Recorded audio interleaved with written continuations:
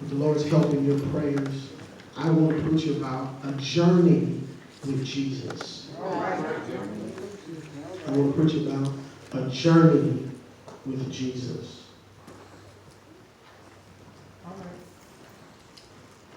What is known as the Black or Negro national anthem, in the second line of that song that has such historical meaning to us as a people, starts off by saying, "Stony the road we trod, bitter the chastening rod, felt in the days when hope unborn had died." This stanza in the second verse of this song implies or suggests that being black in America has meant having to continue to live after the death of your home. What do you do when your home dies? What do you do when the very thing that you have lived your life in anticipation of, you see it die? This is the predicament of these two men in our text. As they're walking to Emmaus from Jerusalem on this 7-mile journey, what is known as the Emmaus Road, they are in a conversation about what happened over the weekend. They had gone to Jerusalem for the Passover many times before. But this time, as they leave the Passover, they leave with a sense of hopelessness. Yes, that's true. As they walk down the Emmaus Road, they have their conversation about these events, and they're trying to make sense out of what happened. Jesus appears and breaks in on their conversation. It's interesting because they're talking about what happened to Jesus, and Jesus shows up while they're talking, and they don't even know that the one they're talking about just showed up. Yeah, these men are sad over what happened to Jesus, and Jesus is right there with them. It's interesting because Jesus asked them, what are they talking about? What are y'all talking about? Why y'all so sad? And Cleopas says to Jesus, you must be a stranger. You must not be from around here. Yeah, because if you were from around here, you would know what happened over the weekend. And it's interesting because they say to Jesus, in their explanation of what happened over the weekend, they say that we were hoping that it was he who was going to redeem Israel. Yes, sir. And it says, indeed, beside all this, today is the third day since these things have happened. Yes. We saw him die. We saw the one die who we were hoping would redeem Israel. And now, not only has he died, but now it's been 3 days since he's been dead. It's interesting because what they are suggesting is that when Jesus died, their hope died with them. But now, the one who they know to have died is alive and walking with him. Yes, sir.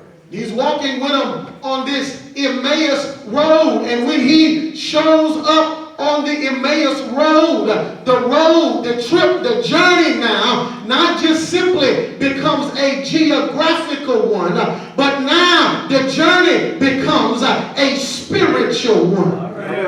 All right. Sometimes in life we don't realize it. We're going through things, and little do we know that Jesus is with us along the way. And he is taking us through something and taking us to somewhere. These men do not realize it, but they are on a journey with Jesus. And I tell you, it's not just a geographical one, but it's also a spiritual one, because when they get to where they're going, they start talking different from how they talked when the journey started. I wish I had a witness here, because they say to one another at the end of the passage, they say, did not our hearts burn within us? I wish I had a witness here. Before Jesus showed up, they had hopeless hearts. But by the time Jesus leaves them, they have burning hearts. Because of Jesus, they are transformed from burning hearts to hopeless hearts to burning hearts. I wish I had a witness here. Is there anybody here in your life that knows what it's like to have a deep sense of hopelessness? But Jesus showed up, and somehow or another you found hope where you thought all hope was gone.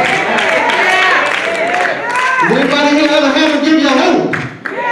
Well, that was all, what looked like all hope was gone. And I'm saying to somebody tonight, if you don't hear anything else, I'm saying, hear this: Jesus shows up at points of hopelessness and gives us new hope.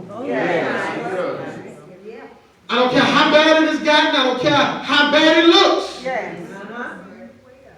Jesus has a way of showing up in your life and causing you to know that it will be all right.